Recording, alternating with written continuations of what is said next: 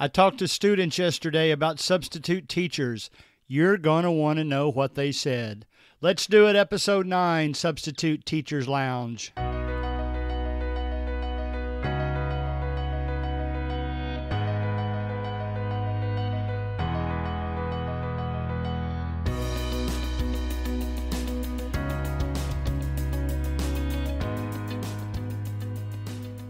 Yesterday was Friday, August 16th, and it was my first day this year, 2019, for substitute teaching. Now, you'll have to remember, I finished my last year as a sixth grade math teacher for 9 weeks.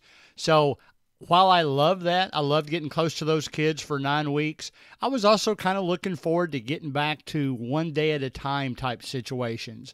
And I didn't really know how busy my August would be. I started last November substitute teaching and taught most of the time through the end of the school year, but I wasn't sure how August would be, how many days I would have, because, you would think teachers would be in their classrooms for August because they were new to the students this year as well. So it turns out I actually had 3 of the first 4 days scheduled for substitute teaching. And I'll have to be honest, it was days 3 and 4. I have another day on Monday for a middle school class. And I'll have to admit, the first 2 days the kids went back to school and I didn't have a substitute teaching spot available.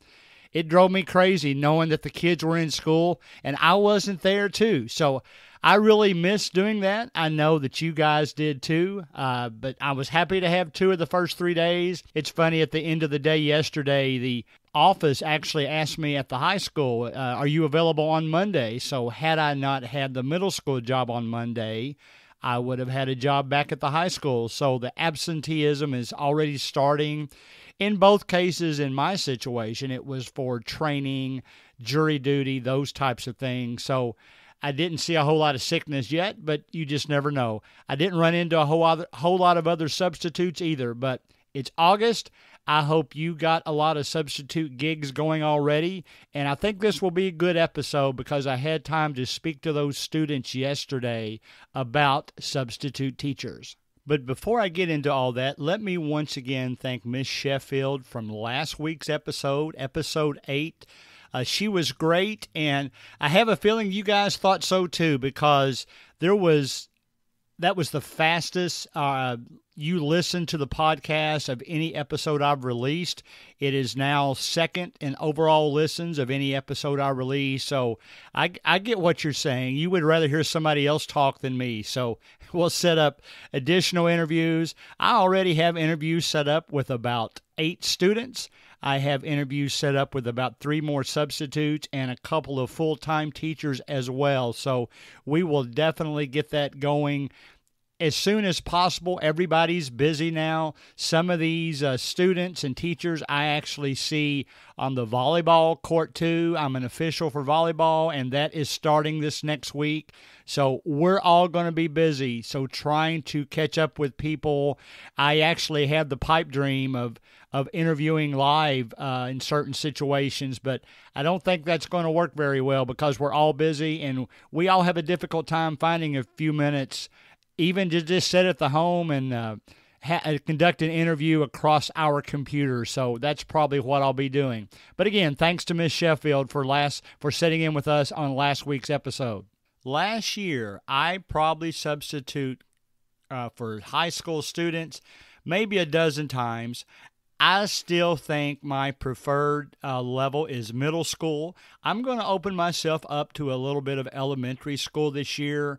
I hope to be able to teach at that level, especially maybe 4th and 5th grade. I'm not sure how good a teacher I would be for anything younger than that.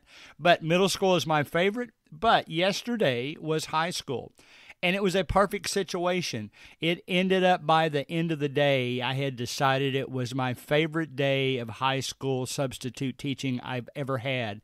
It was for an agriculture teacher. And the reason he was gone, we live in the state of Kentucky. We have horse farms, and you'll see cows on the rolling fields everywhere you look. So that's the kind of situation we have in Kentucky. In regard to that, then, we have a state fair every year. It is in Louisville. And at the state fair, there is actually a section for agriculture, both livestock and plant life, so to speak. So that's very popular in the state of Kentucky. So that's where he was. That's where the substitute teacher was. Now, I don't know if you have ever substituted for a class like agriculture, and I should have figured this out, but as I got in there, I realized that every single class, until the end of the day, was a discipline of agriculture. We started out with not horticulture, but greenhouse, and then we had landscaping, and we had equine studies of horses, and then we had business aspect of agriculture. And then we ended the day with freshmen, and I'll talk about that too, because they were into introduction to agriculture.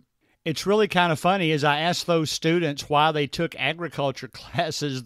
There were some in there that were interested, but in most cases it was the fact that they waited too late to get their schedule in. So they had to take that class to fill in their schedule. So that was kind of comical, but we, at every level, at every one of those disciplines that I talked about, I had some of all four class levels in there: freshmen, sophomore, juniors, and seniors.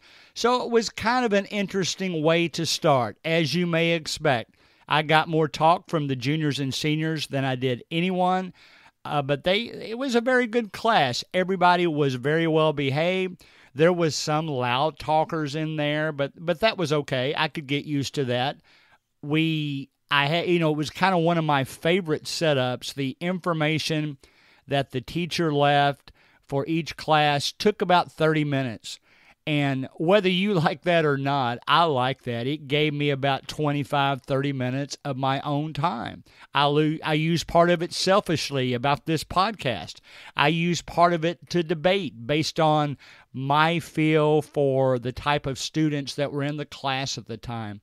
All of that went real well. I will tell you, while I was debating, our room was pretty warm, so we kept the door open most of the day. But when we were debating, I pushed the door shut, and I made the comment, let me close the door in case we want to say some things that we don't want anybody in the hallway to hear. Now, we really didn't say anything like that, but I think that let those students know that I was willing to listen to what they had to say. So it kind of loosened things up. They kind of laughed when I did it. And then we went on to debate topics such as health insurance. We talked about whether their parents should have the right to trace them and track them everywhere they go. That was a lot of fun. It's kind of funny. I did some different methods for the various different classes, just the way that I sized them up as we started and got into about 10 or 15 minutes. Couple of the classes, I ended up doing a Kahoot on agriculture that I had found, so they competed a little bit in that way. I could tell some of the more talkative classes, from a productive standpoint, they were the ones I chose to debate a little bit. The class that I ran into, which happened to be the class on the business side of agriculture, which I kind of assumed would be some of the ones that actually wanted to use agriculture as a career path. And some of them did. Some of them were FFA members and officers. So that's Future Farmers of America. If those of you in states that don't have that club, if you don't know that, it's Future Farmers of America. In that case, that was the one where I actually had them talk about substitute teachers when we had the time, because I figured those were the ones that had some things thought out, and we had a really good discussion that I want to share with you today. Some of their answers were kind of surprising to me. The icebreaker that I used to kind of loosen them up and get them to talk a little bit was to tell them that I have twin sons that are both married. They're 29, and their families are both expecting, and they're going to have children next year in February within just a couple of weeks of each other. So I joke, their timing has been exactly the same in everything they've done their whole life. So that loosened them up a little bit. They began talking to me, and I thought that was a good class to then go into our discussion about substitute teachers. So one of the first things I asked them was, what makes your favorite substitute teachers your favorite substitute teachers? And one of them used the word accommodating. They said they like the teachers that come in and don't start insisting that it's my way or the highway, even though that might be the case. If they come in insisting on that, it kind of turns them off from the very beginning. They like the substitute teachers that will come in and joke around with them. They also said, and I think this is a good point for us to take, they didn't like the teachers as much that just came in and occupied the chair behind the desk and basically didn't say anything to them the whole time. And, to be honest, I'm exactly the opposite. I can't sit still in that classroom. I walk around the whole time. I'm actually, to a degree, interrupting them when they're getting their work done, but I think that keeps the workflow actually going well. They all finish their work with plenty of time left for us to have this discussion. So they use the word accommodating, and that was the first question I had asked them. I then asked them, have substitute teachers ever made you feel disrespected, and why? And they were very open in telling me that the teachers that would come in and it was obvious they were looking down on them. Keep in mind, I had some seniors, juniors and seniors in the class, and let's face it, especially at that level, we have to consider them adults. And that was basically their comment. The teachers and the substitute teachers they liked the best were the ones that come in and treated them like they were important and that they had important things to say as well. So I think that is a really good lesson for us, to go in and teach those children that we're actually there for them, not the other way around. We're there to make sure the channels are open for them to express their views, for them to share their opinions, and let's all get the work done together. I'm here to assist you in doing that. So those were the kind of substitute teachers they liked, as opposed to the ones that basically just sat in a chair and didn't pay them much attention as the class progressed. So I thought that was a very interesting answer. By the way, most of the talking came from the juniors and seniors. When I talked a little bit about the podcast in the freshman class, they didn't seem to have much interest. They actually acted like they didn't really know what a podcast was. The juniors and seniors, I could tell that they actually had listened to podcasts. They seemed very interested that we had a podcast on substitute teaching. They asked me even what platforms they were on. So they were very much in tune about what a podcast is. But I really liked their answers. I had also asked them, I didn't want classes just to be fun, but I wanted them to be fun for a reason. So I asked them what traits of their past substitute teachers had helped them learn more. And they actually said they liked the very easygoing teachers. They knew from the beginning if the teacher came in and immediately started acting gruff and yelling at them, that they weren't going to have a good day. But they said, when teachers come in and joke around with them and talk to them as if they're friends, I usually tell them that I know that someday some of them are going to be smarter than me if they're not already smarter than me. So I want them to know that I'm there for them. And they said they like the easygoing teachers. They like the ones that don't hesitate to walk around to their desk, look at their papers, make suggestions, all those kind of things, and laugh with them if something comes up that's funny while they're doing their work. They really like those kind of teachers. They also like the teachers, as I think I've already said once, that treat them as grown-ups. They want to be treated as, I wouldn't call it equal, but they want you to acknowledge that you respect them until they give you a reason not to. You trust them until they give you a reason not to trust them. And we're all in this to learn together. I always tell them that I expect to learn while I'm in the class too. And believe me, when I'm teaching an agriculture class, I really learned. They were basically doing a project about recyclables, so we all learned together about what that was. And they were very receptive to thoughts I had. I showed my being receptive to thoughts that they have, and I think that was very important to them. The next question I asked them, I think, was one of the more eye-opening questions that I had on my list. I wasn't sure what students would say when I asked them, do you ever talk to your regular teachers about your substitute teachers? And what do you say? What kind of conversations do you have? And of course, the reason I was asking them this is obviously the teachers are going to ask for substitutes to come back if they were the ones that the children really seemed to hit it off with. And I thought maybe they would say things like, we thought that substitute teacher was really fun, which really, when you get down to it, has nothing to do with learning, whether they're fun or not. Fun is part of it, but the answer that I got most of the time was that the teachers would ask them, were the substitutes good at making sure that you got your projects done and you learned something? So they said that. I was kind of surprised. They also said that they make it a very strong case for, and of course the teacher can tell if they got their work done because the work was turned in and he or she can look at that. But they also said that they always recommend substitutes that they really like, the ones that worked with them, again, the ones that considered them adults. And those are the teachers that will call you back.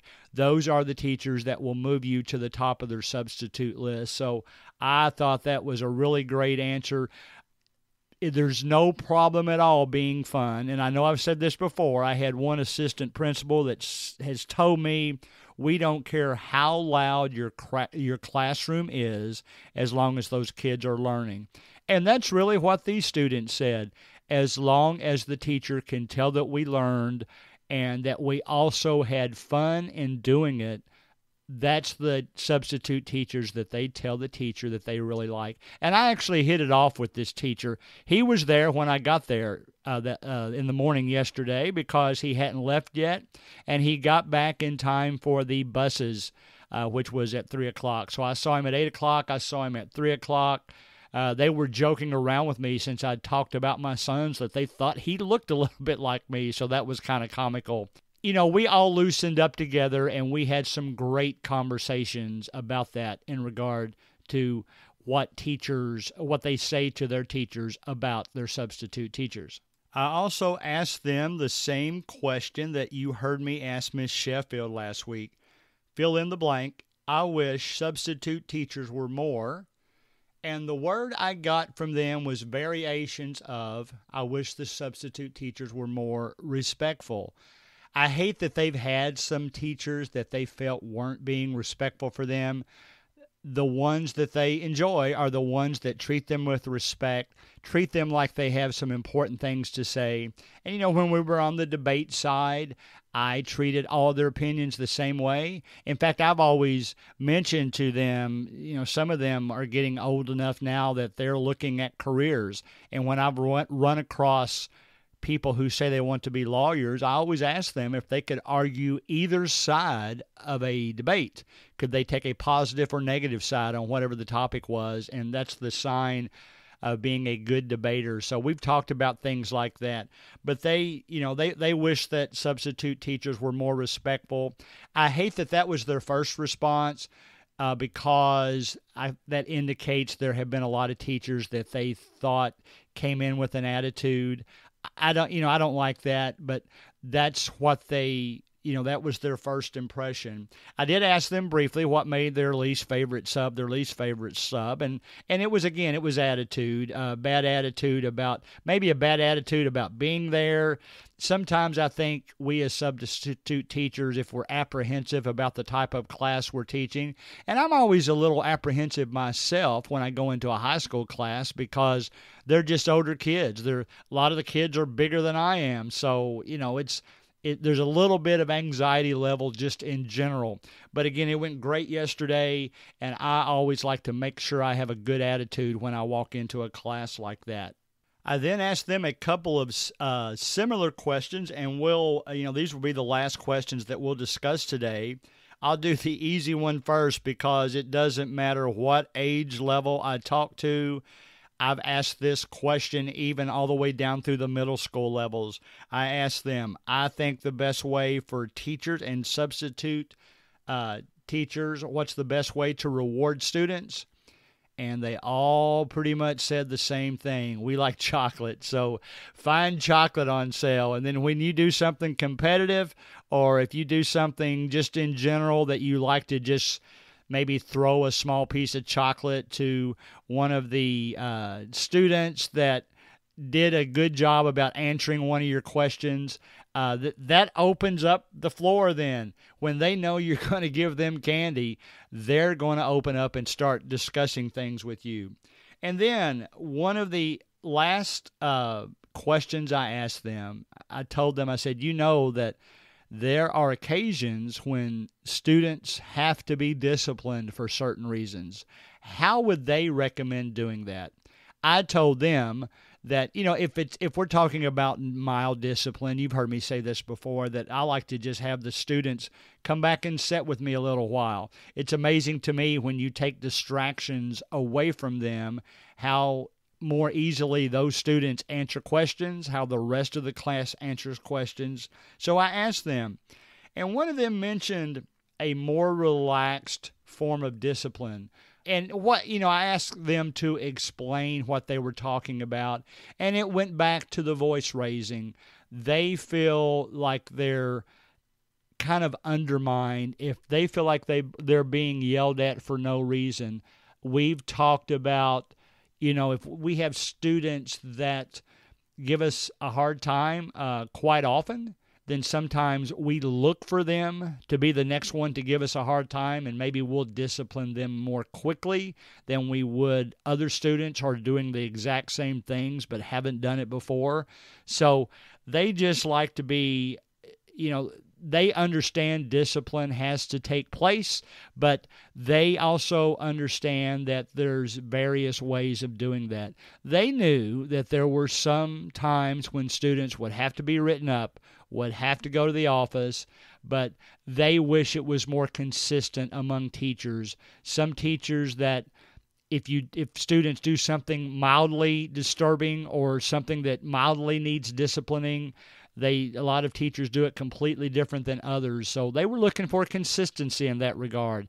They liked disciplining mildly first, and then they liked, if it had to be more harsh after that, they understood that. And I even mentioned to them, what do you think about the teachers that they reward more than they discipline? Or in other words, they shoot for rewarding students that have good behavior with the goal that other students will come around and also change their bad behavior into good behavior. And they loved that. They thought that was a good idea. So I think that went very well. So I hope these questions were helpful to you. I sure hope I can get back to the interviews in future weeks. But I was so happy to have the opportunity to talk to all 4 grade levels yesterday in high school. Have them tell me how they felt about substitute teachers. I hope this tells you what students like to see in substitute teachers. One of the things I think that meant most to me on all of these questions was when they said, we're not crazy about the teachers that just walk in, sit behind the desk, and hope that we get our work done. We like the teachers that talk to us, are active with us, joke around with us, share stories, let us share stories, and those are the type of substitute teachers that not only do we really like, but we tell our regular teachers that we like. And that moves us to the top of the substitute list. So I thought that went real well when we talked about that. So that was the results of my first day of substitute teaching. Friday, August 16th, 2019 was when it happened. I'll be teaching middle school on Monday. I hope that I have jobs every day of the week. I don't wish sickness on any of the regular teachers, but at the same time, I hope that I'll be able to substitute at the various different levels. I hope it's going well with you. I read enough substitute teacher boards on Facebook and Twitter and the various different aspects, LinkedIn and that kind of thing, that I know some of you have expressed issues that have already come in your classes about how some of the students are disrespectful. I hate that happened to you. I hope that we can improve situations. I know that all situations aren't like they are in the central Kentucky area where I substitute teach. I know things might be more difficult environments to teach in. Some might be easier to teach in. So hopefully we can all share ideas and grow in this aspect together.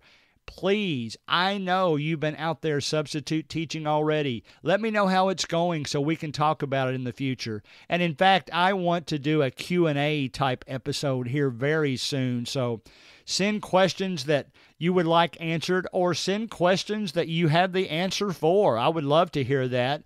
And you can send those to gregcollinssubstitute@gmail.com, and we'll get those into a future episodes. So, happy substituting. I hope you've got every day full, or at least the days that you want to have full. And enjoy all the teaching aspects that you run into. Enjoy working with those kids. I'll see you next week on the next episode of the Substitute Teachers Lounge.